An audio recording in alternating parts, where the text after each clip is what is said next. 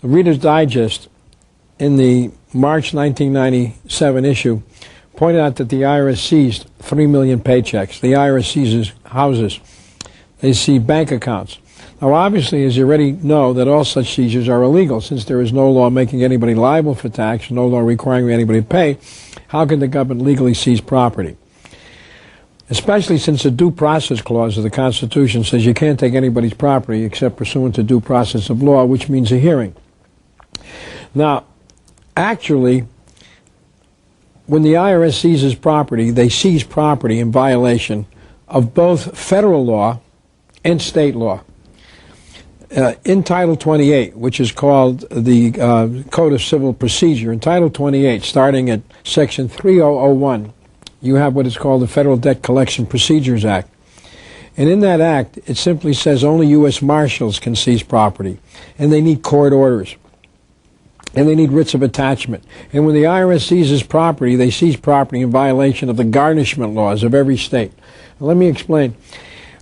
The fact that you have private property, and laws were designed to protect property. If it wasn't for property, I don't know whether we'd have laws. Now, laws are designed to protect your property. That's the whole purpose of law. Going back to the cavemen, when the biggest, the strongest caveman can go and take your bone or your this.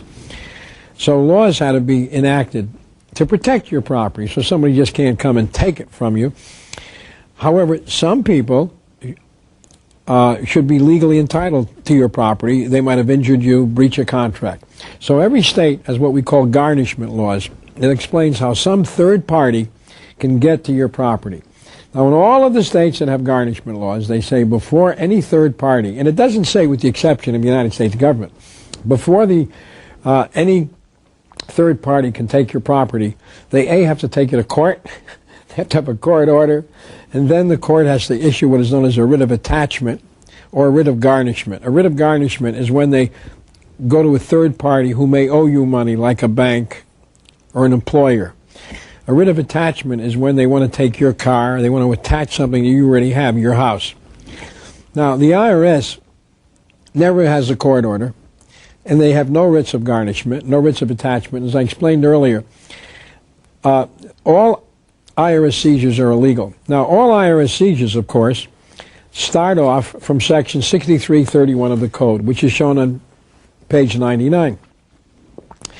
And it starts off, if any person liable to pay any tax neglects or refuses to pay within 10 days after notice and demand. Now, you already know that since you can't be liable for the tax, Section 6331 can't even apply to income tax.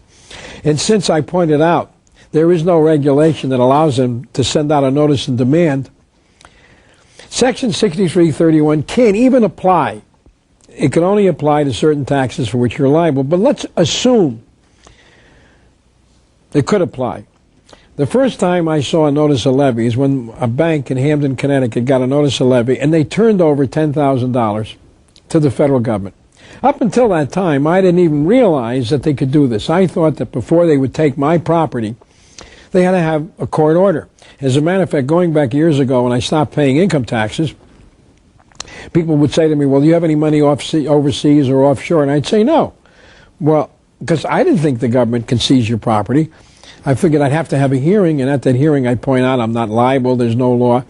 But the first time my bank got a notice of levy and they sent my money to the government, I was floored.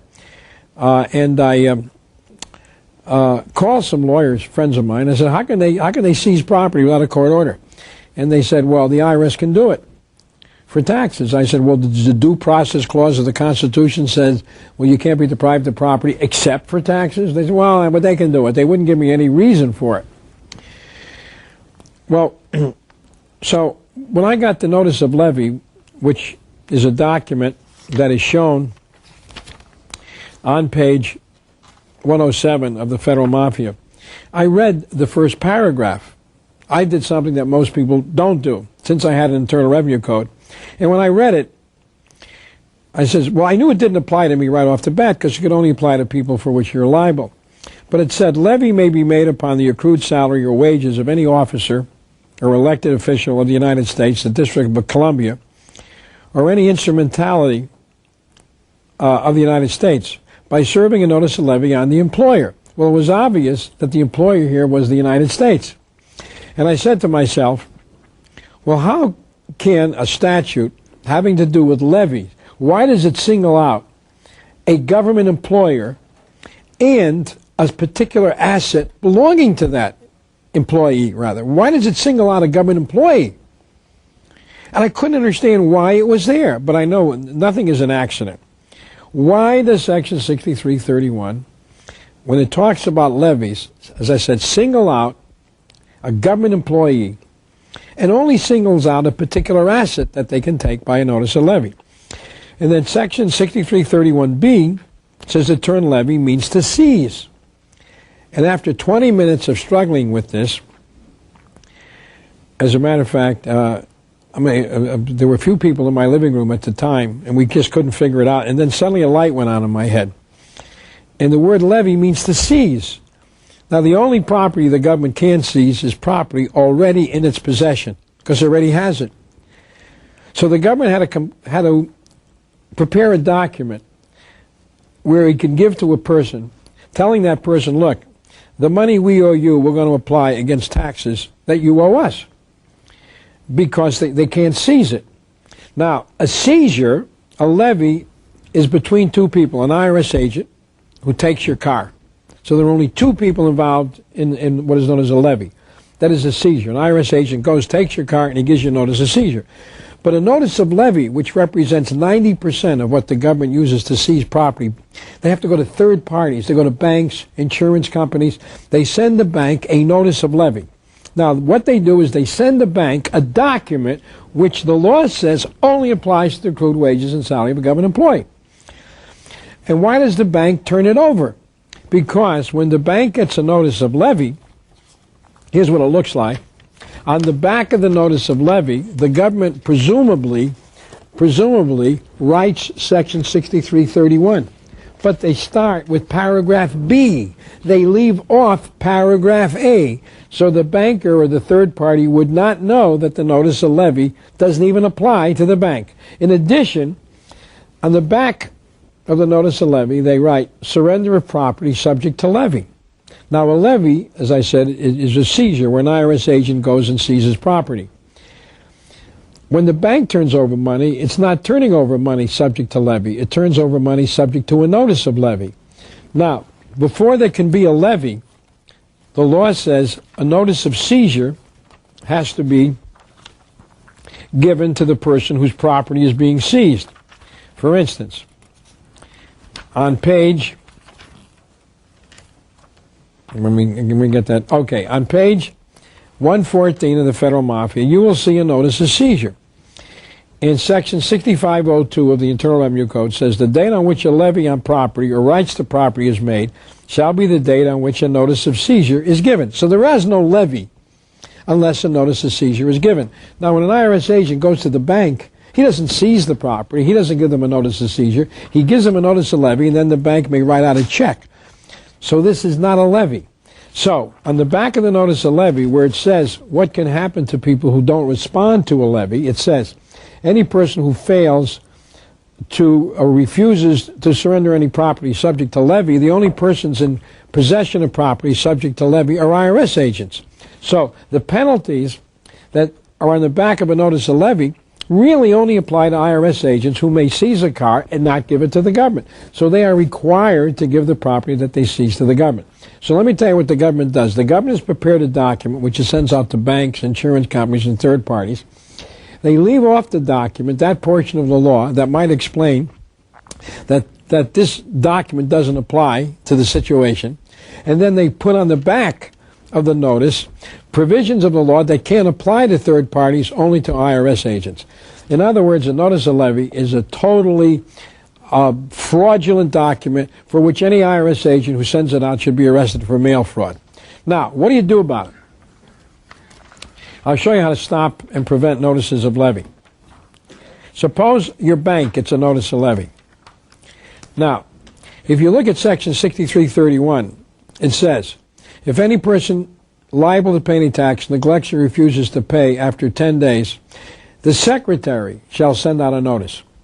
It doesn't say the IRS can send out a notice. It says the secretary Now, notices of levy are not sent out by the secretary as Bob Rubin. Now, what you want to do, the minute your bank gets a notice of levy or a third party, you give your bank an affidavit. We have prepared this affidavit. It's in our lien and levy packet. And you tell the bank that the person who sent out the notice of levy was not authorized to send it out.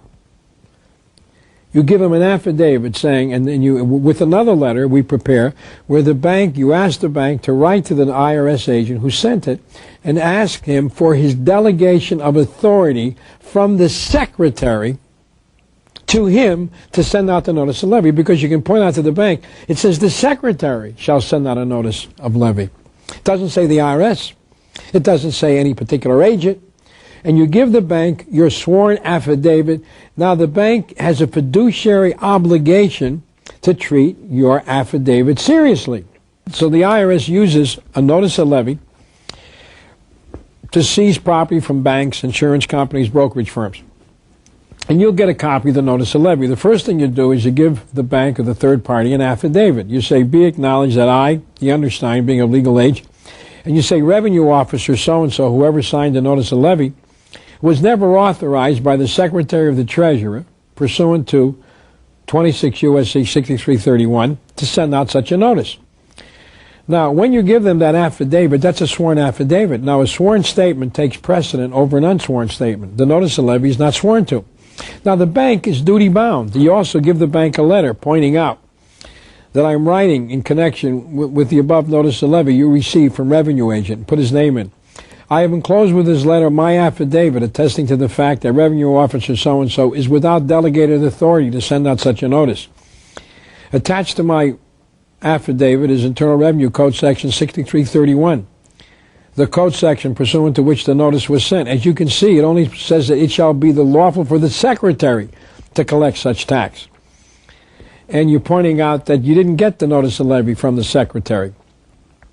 And then we prepare a letter in which you ask the bank or third party just to send a notice to the agent who sent this out to you, asking him from his delegation of authority to send out the notice. As a matter of fact, here, I have right here a delegation of authority.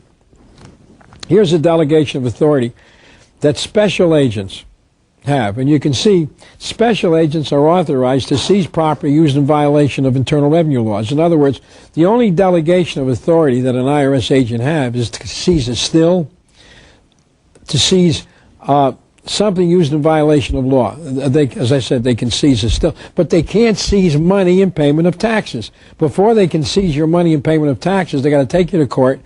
They got to get a judgment and then get either a writ of attachment or writ of garnishment. The Fifth Amendment to the United States Constitution doesn't say the government can deprive you of property except for taxes. The government, under the Federal Debt Collection Procedures Act, must get a court order. Now, they've been getting away with it because the lawyers are so incompetent and because of the help they get from the federal judiciary. But here's what you do. The important thing is you give a sworn affidavit to the bank that that person is not authorized to have sent this out. Now, the bank or any third party has a fiduciary obligation to check and see whether the person is authorized. Remember, a notice of levy is not a court order. Now, normally, you only have to respond to court orders, and it will say, based upon the court orders you to turn this over, and if you don't turn it over, then you're in contempt of court. But a notice, trust me, a notice from an IRS agent, you can just wrinkle up and throw in the ash can. What you want, as I said, I know an employer who got a notice of levy from the IRS, and he called the IRS, and he said, look, I got this notice of levy. How come paragraph A was missing? And they hung up on him. And he made 2 such phone calls, and he just threw it away.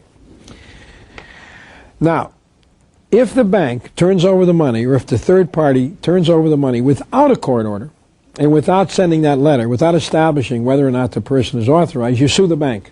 Now, you can get triple damages for breach of contract. You sue the bank, I don't care if it's, you sue them in a state court. And the issue that you raise on your lawsuit is that they turned over the money to somebody who was not authorized to receive it. And then the bank will have to bring in the IRS agent, and he'll have to produce a delegation of authority, which would have allowed him to send it out, and he can't produce it. Now, before, I used to have a letter that we sent to the bank explaining that a notice of levy is not a levy, that you don't have to honor it. As a matter of fact, there are documents right in the IRS's revenue manual. As a matter of fact, right in the book we explain here, on page 112 of the Federal Mafia, right out from the IRS's legal reference guide, it says, where a notice of levy is served upon a third party and there is no response within 10 days, it is to be followed by a final demand. And then it ends up, in the event that a final demand is not responded to, a suit will ordinarily be required to reach the property. A suit will be required. In other words, if the third party doesn't turn over the money, sue them. We're going to have to sue them. Now, they won't. Basically, what this says is if we can't intimidate the third party into turning over the money without a court order, then we just won't get the property. Now, why do people turn over money to the IRS without a court order? Because the typical businessman is afraid to be audited, and he thinks if he doesn't do what the IRS tells him, he'll be audited, which basically is extortion under color of law. Now, one of the things I would say, if you get any kind of a letter from the IRS saying you owe the money, one of the things you can do is go up there with this notice, or they tell you if you don't pay the amount of money, we're going to seize your property. So I would go up there and I'll say, well, remember we discussed under section 6001 and 6011, you're told to comply with regulations. Now you go up there and you say, okay, I got this letter from you telling me that if I didn't turn over my money, you're going to seize my property. Is that correct? Okay, I got my checkbook here. All I want you to do is show me the regulation that says I got to pay this, and I'll be happy to write you out a check right now. Not unless you can show me a regulation that says I got to pay attention to what you tell me. Show me the regulation, and they won't have a regulation that has the force and effect of law. Now, if the IRS threatens to seize your property, or you can trap the IRS agent in several ways. You can say, now, let's say the IRS sends you a notice that if you don't pay this amount, he's going to seize your property. They send you a final notice prior to seizure. You say to the IRS agent, okay, I want to pay this. What is my liability? And let's say he says you owe him $30,000 or whatever it is. Is that what I'm liable for? Yes. But suppose I can't pay it. What can you do to me? Well, the IRS say, well, we can seize your car, we can seize your house. In other words, if I don't pay you a portion on this, you can seize my car? Yeah. Well, in that case, I'm certainly going to pay you. Now, you can actually take your checkbook and you start writing out your checkbook. Who should I make the check payable? The Treasury Department, Internal Revenue. You fill it out. And you say, well, there's one thing. I want to make the check payable for $10,000 or $15,000. I want to put the code section in here that makes me liable for the tax. Now, would you help me out? And you can open up your code right here where it says liability for tax. Here it is. You would have it already tabbed, and you say, you know, I'm having a problem here finding it. You open up the code section, you can see very clearly it says liability for tax.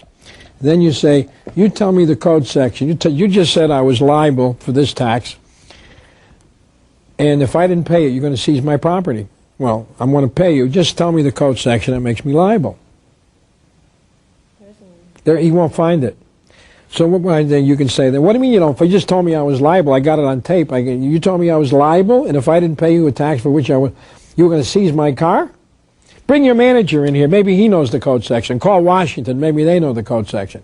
Now, he just told me, and I got on tape, that he was going to seize my property unless I paid a tax for which I was liable. Now he can't even produce the law that made me liable. You know what he just did? He broke the law, and I got it on tape. Because the minute he does that, now I turn to the last tab here, which is 7214. And as a matter of fact, I'd go up there and I'd photocopy this statute and I'd leave it with him. Let me read you what section 7214 says. It says offenses by officers and employees, unlawful acts of revenue officers or agents. It says any officer or employee of the United States in connection with any revenue laws, who is guilty of any extortion or willful oppression under color of law, or who knowingly demands other or greater sums than authorized by law, shall be fined not more than $10,000 or imprisoned not more than 5 years. So what do I have? I have on tape an IRS agent telling me that he's going to seize my car if I don't pay this liability, right? Then I ask him to produce the liability. He can't. What did he just do? He just violated this criminal statute. And I could go right down to the U.S. Attorney's Office and swear out a criminal complaint. Instead, what I would do is I would make a tape of that interview and send it to the district director and say, I just went down and this is what your agent threatened me. He's breaking the law. I was willing to pay if he could show me where I was liable. He couldn't show me where I was liable. He violated Section 7214, and if you bother me anymore, I am going to charge you and him for violating Section 7214. So it's not that we are without weapons, except that the American public doesn't know about Section 7214, and they assume that they're liable, and they assume that IRS agents have the authority to do all this. The other thing I will tell you is this. If an IRS agent attempts to take your car, seize anything, you resist. You absolutely resist. If he goes to take your car, you can tell him, you put your hand on that car, if he doesn't have a court order. In rare cases, now this only has to do with income tax. This doesn't have to do with Bureau of Alcohol, Tobacco, and Firearms. Let me read from the IRS's own manuals, which they violate all the time. Listen to what it says.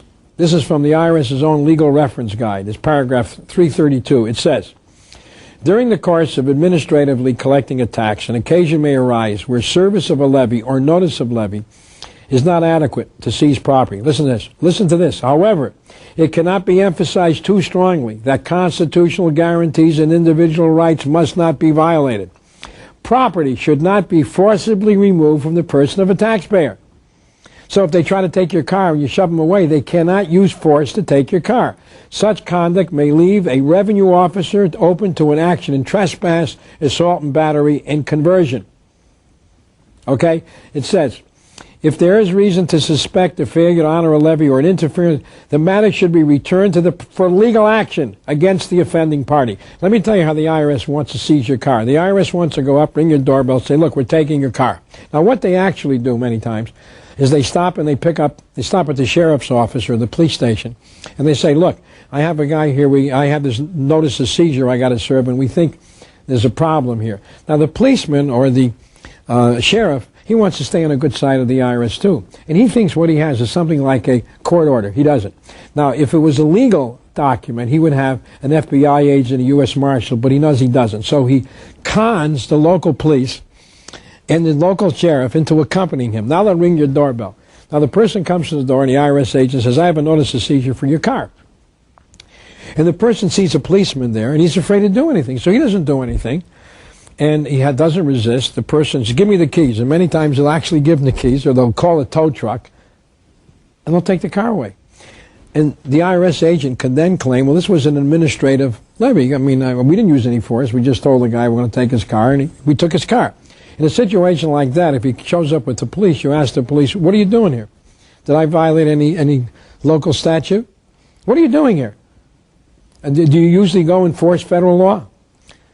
And in other words, he said, does your supervisor know you're here? What law have I violated? What are you here for? Well, I'm here with him. Well, what is he here for? Do you have a court order? As a matter of fact, you say, then come back with a court order. You're not taking that car, and you physically resist. The IRS agent takes the car, and if he resists back, he is committing, you can get him for assault and battery and trespass. In other words, the final analysis is this. The government needs a court order to take property, but they never use a court order.